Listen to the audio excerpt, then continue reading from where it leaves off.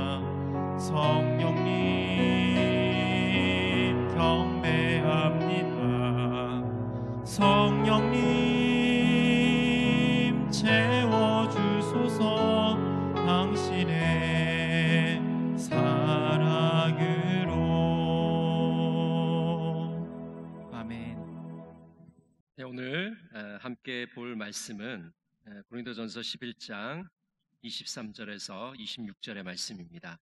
제가 말씀을 봉독해 드리겠습니다.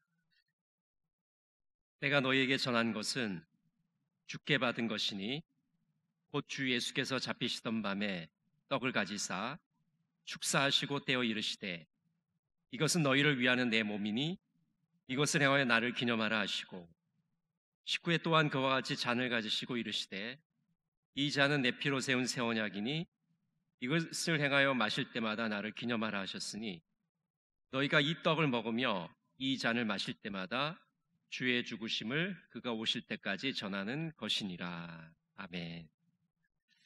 오늘은 고린도전서 강의 25번째 시간입니다.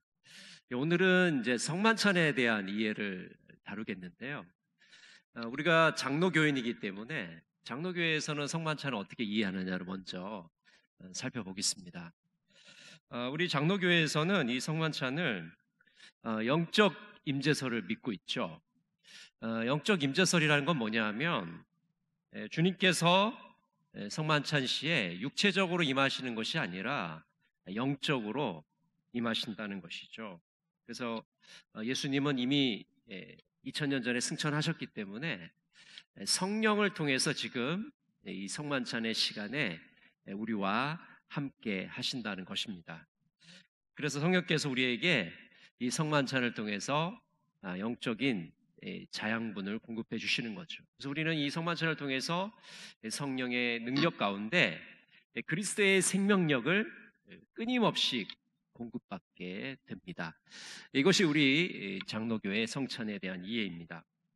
자, 오늘 고린도전서 11장 23절부터 26절에는 성만찬 전승에 대해서 이야기하고 있는데요. 신약 성경에 보면 이 성만찬에 대한 두 가지 흐름이 있습니다. 하나는 마태와 마가복음에 나오는 흐름이 있고, 하나는 바울과 누가복음에 나오는 흐름인데요.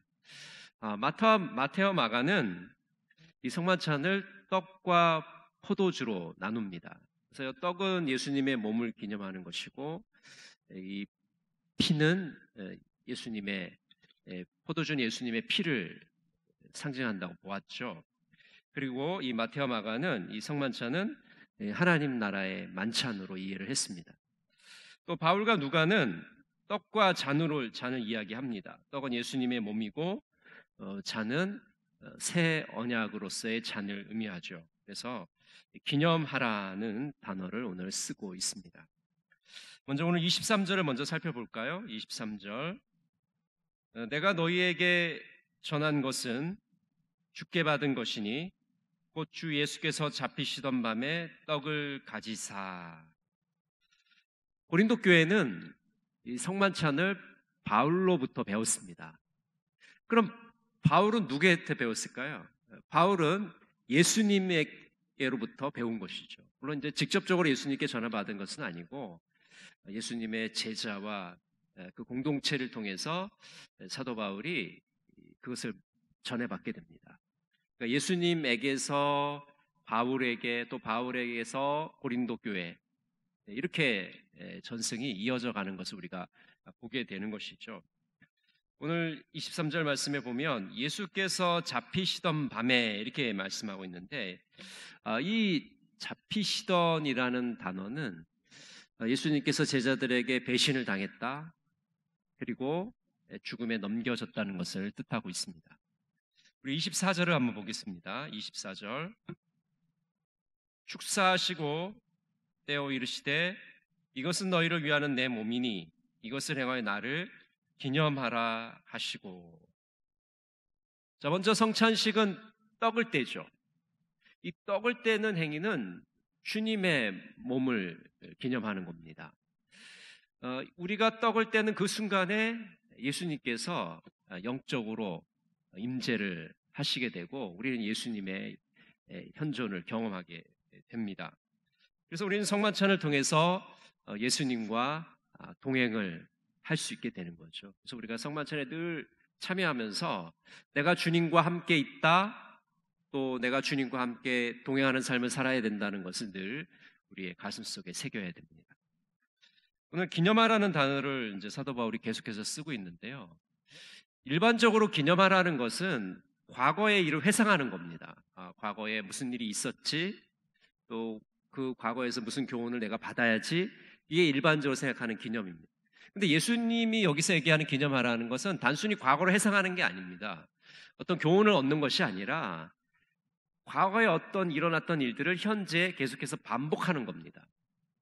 또 어떤 의미에서는 예수님께서 우리를 위해서 대신 죽으신 그 죽음을 현재로 가져오는 거죠. 여기서 다시 한번 성령을 통해서 재현해내는 겁니다. 예수님을 이 현장에서 만나는 것이죠. 그래서 2000년 전에 제자들과 함께 성만찬 하셨던 그 예수님의 그 역사가 오늘 우리가 성만찬하는 이 시간에 성령의 역사를 통해서 다시 한번 재현되고 2000년 전에 그 예수님을 우리 이 성만찬의 시간에 만나게 되는 것이죠. 우리가 구원의 능력에 참여하게 됩니다.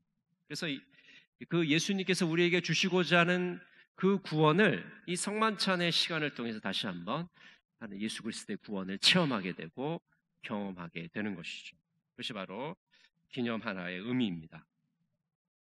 자, 25절 우리 같이 한번 보겠습니다. 19회 또한 그와 같이 잔을 가지시고 이르시되 이 잔은 내 피로 세운 새 언약이니 이것을 행하여 마실 때마다 나를 기념하라 하셨으니. 자, 여기서 이제 떡을 뗀 이후에 성만찬에서는 잔을 마시죠. 근데 이 잔은 어떤 의미냐면 새 언약이다라고 오늘 사도 바울은 이야기를 하고 있습니다.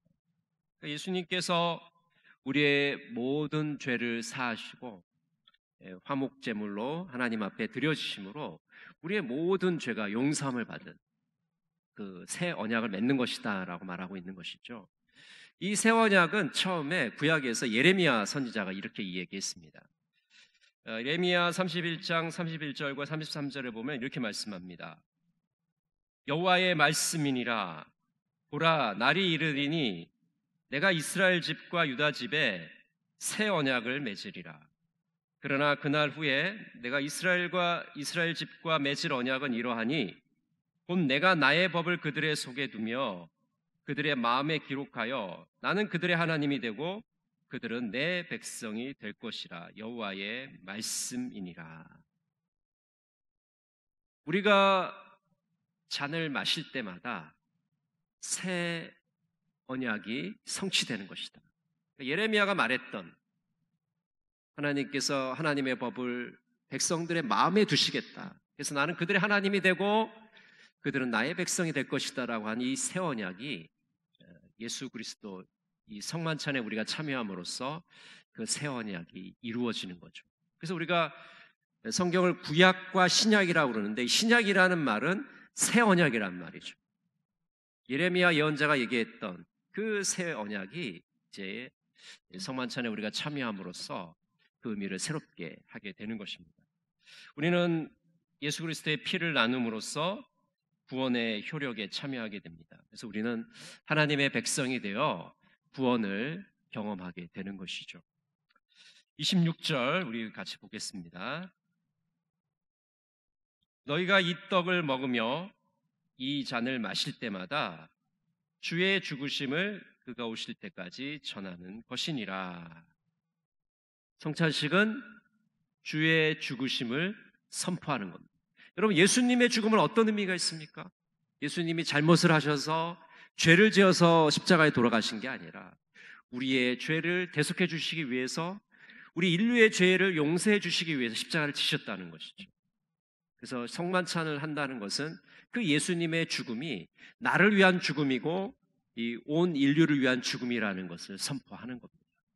그리고 거기서 끝나는 게 아니라 이제 다시 오실 예수님, 재림하시는 예수님을 기다리는 것이 이 성만찬의 의미입니다. 성만찬은 주의 죽으심과 부활을 선포하는 것이죠. 그래서 예수님의 그 죽음에는 구원의 의미가 담겨져 있기 때문에 우리가 성만찬에 참여하면서 늘 예수님의 그 죽으심을 선포하고 또 예수님이 죽음으로 끝난 것이 아니라 예수님이 사흘 만에 다시 살아나셨음을 온 세상에 선포하는 것이 바로 성만찬에 참여하는 의미가 되겠습니다. 우리는 이 성만찬을 통해서 구원을 기억하고 구원을 기념하고 그것의 완성을 우리는 기대하게 됩니다. 그래서 결국 성만찬에 참여한다는 것은 예수님이 우리를 위해서 열어놓으신 그 구원의 길에 우리가 참여하는 것이고 그 구원의 효력에 참여하게 되고 하나님의 구원을 맛보는 시간이 되는 것이죠. 자, 오늘 이 성만찬의 의미를 다시 한번 정리를 해보면 이 말씀에는 두 종류의 말씀이 있습니다. 하나는 귀로 들리는 말씀이 있고요. 하나는 눈으로 볼 수 있는 말씀인데 귀로 들리는 말씀은 설교 말씀이죠. 예수님의 죽으심과 부활을 말로 선포합니다. 근데 또 한 가지는 보이는 말씀이에요. 예수님의 죽으심과 부활을 눈으로 보이게 하나의 연극으로 선포하는 것. 그것이 바로 성만찬. 그래서 성만찬이라는 것은 들리는 말씀으로 그치는 것이 아니라 우리의 눈으로 보는 거죠. 그 성만찬의 그 과정을 통해서 우리의 눈에 하나님의 말씀이 주의 죽으심과 부활하심이 선포되는 현장을 영적인 눈으로 우리가 보게 됩니다. 그래서 이렇게 들리는 말씀과 보이는 말씀을 통해서 우리는 주의 구원에 참여하게 되는 것입니다. 성찬의 의미를 바로 깨달아서 날마다 생명력 있는 삶을 살아가시는 우리 동광의 모든 성도들이 되시기를 간절히 바랍니다. 이제 함께 기도하겠는데요. 세 가지 기도 제목으로 기도하려고 합니다. 첫 번째는 지금 코로나19가 재확산 일로에 있습니다. 하나님, 이 확산이 멈추어지게 해주십시오. 이 확산세가 꺾일 수 있도록 해주십시오라고 기도해 주시고요. 두 번째는 이 어려운 시기에 서로 돕고 격려할 수 있도록 기도해 주시길 바랍니다. 이 코로나 블루라고 그러기도 하고, 이 코로나로 인해서 많은 사람들이 짜증을 내고 신경이 예민해져 있고 또 폭력 성향을 보입니다.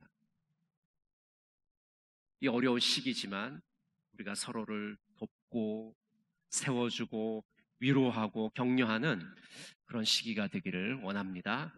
세 번째 기도 제목은요, 대면 예배를 속히 드릴 수 있도록. 이제 다음 주까지 온라인 예배를 드리게 되는데 더 지속되지 않게 하시고 속히 대면 예배가 회복될 수 있도록 인도해 주시고, 이 코로나 시기 속에서 우리 그리스도인들이 무엇을 통해서 이 사회를 섬겨야 될지 다시 한번 생각해보는 그런 시기가 되게 해달라고 기도해 주시길 바랍니다. 이 시간 우리 함께 기도하도록 하겠습니다. 사랑의 하나님 아버지, 은혜를 감사합니다. 오늘도 저희를 불러주시고 이 수요예배 시간을 통하여 기도할 수 있도록 은혜 주심을 감사합니다. 하나님, 코로나19가 재확산 일로에 있습니다. 아버지, 확산세가 꺾이기를 원합니다. 대유행이 멈출 수 있도록 인도하여 주시옵소서. 아버지 하나님, 많은 국민들이 불안에 떨고 있습니다. 두려움에 떨고 있습니다. 아버지 하나님, 이 확산세가 멈추게 하여 주시옵시고 꺾일 수 있도록 역사해 주시옵소서. 하나님, 이 어려운 시기에 저희들 서로 갈등하고 반목하고 싸우기보다는 서로를 양보하고 서로를 위해주며 서로 돕고 세워줄 수 있도록 인도해 주시옵소서. 서로를 칭찬하기를 원합니다. 격려하기를 원합니다. 위로하기를 원합니다. 연대하기를 원합니다. 힘을 모아서 이 어려움과 이 위기를 극복해 나갈 수 있도록 인도하여 주시옵소서. 사랑의 하나님, 대면 예배가 회복되기를 원합니다. 아버지 하나님, 이 코로나 시대를 살아가면서 그리스도인으로서 이 세상을 어떻게 섬겨야 할지 고민하는 자들이 되게 하시고, 아버지 하나님, 우리 자신의 이익보다 이 사회의 이익과 이 민족의 이익을 먼저 생각하는 자들이 되게 하여 주시옵소서. 주님, 역사해 주시고 인도하여 주시옵소서. 함께하여 주시옵소서.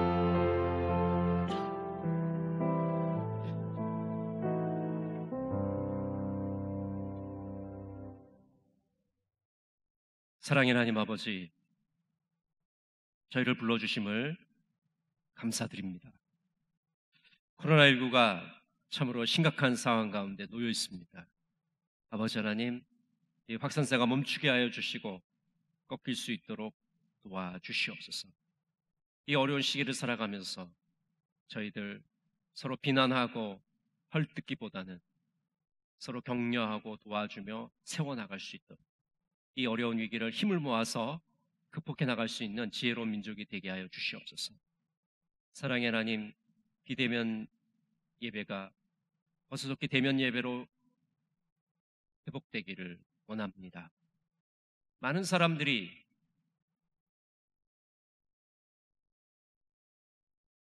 어떻게 이 어려운 시기에 그리스도인을 살아갈지 고민하고 있습니다. 아버지 하나님, 나보다 남을 먼저 생각하게 하시고 우리의 이웃을 먼저 생각하게 하시고 우리 이웃의 안전과 건강을 먼저 생각하는 자들이 될 수 있도록 주님께서 친히 인도하여 주시옵소서. 하나님, 함께해 주시고 인도해 주실 줄 믿사오며 예수 그리스도 이름으로 기도드립니다. 아멘. 지금은 주 예수 그리스도의 은혜와 하나님의 놀라우신 사랑과 성령의 통하심과 함께하심이